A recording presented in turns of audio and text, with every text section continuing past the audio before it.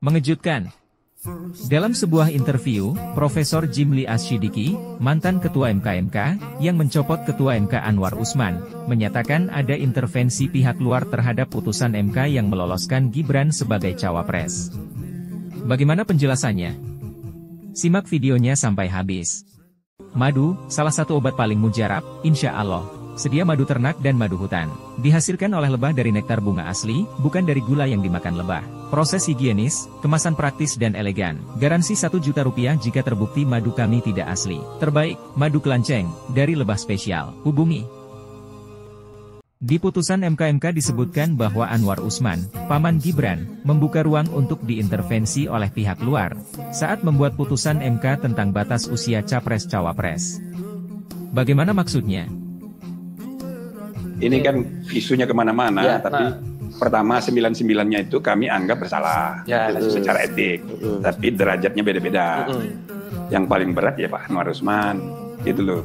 Nah, banyak yang dilakukannya itu. Salah satunya inisiatif membuka ruang orang lain mengintervensi, lalu ditafsirkan, wah ini Jokowi. Ya, gitu.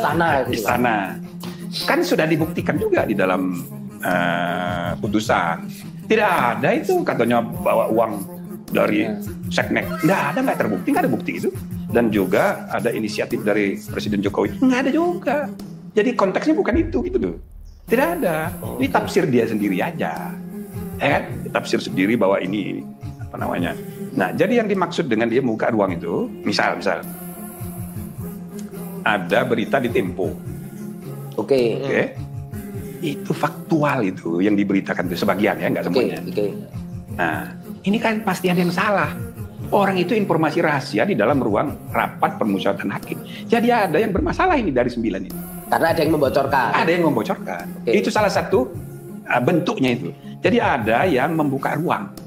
Tapi masalahnya kita ini cuma cium-cium aja nih, kira-kira sini, nggak punya bukti. Gitu kan? Nah, tetapi leadership itu sangat menentukan.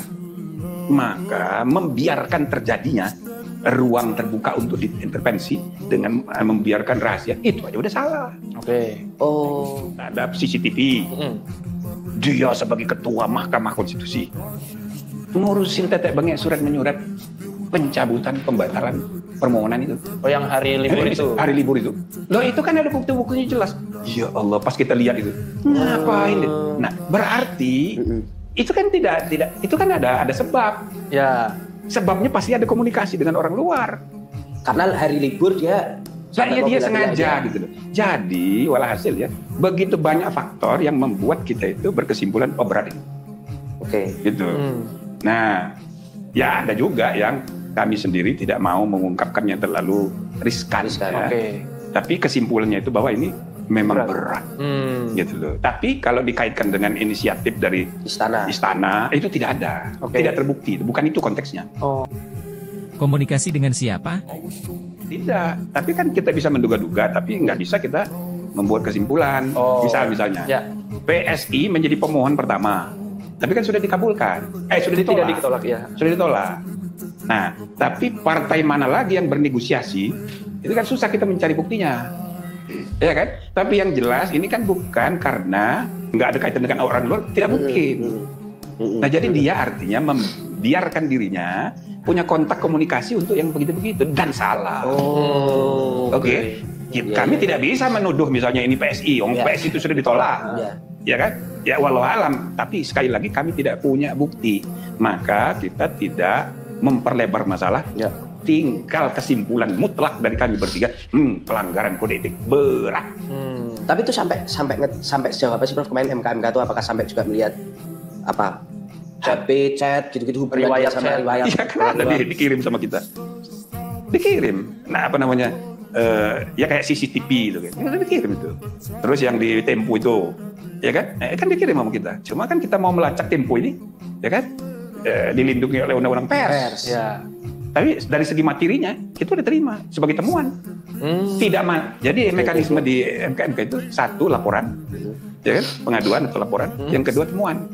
Jadi kalaupun tidak masuk dokumen-dokumen itu dalam laporan sebagai pembuktian, kita sendiri menemukan di luar di media. Salah satunya Tempo. Yang kita anggap walaupun tidak 100% benar, kita anggap faktual. Karena ada bukti-bukti yang disampaikan itu memang nyatanya benar. Cuma kan kita tidak tahu siapa ini, gitu loh. Jadi sebagian dari data-data Tempo itu, termasuk chat segala macam itu, kita anggap mengandung kebenaran. Jadi tambahan bukti, gitu. Oh, oke. Tapi sekali lagi, kan di persepsi dia kan orangnya banyak ngarang-ngarang juga kan, wartawan. Agak-agak, waduh ini. Asas praduga bersalah. Iya. Wah ini Jokowi, wah ini Pratikno bawa berkarung-karung, kan begitu kan. Suuzon. Asas praduga bersalah ya.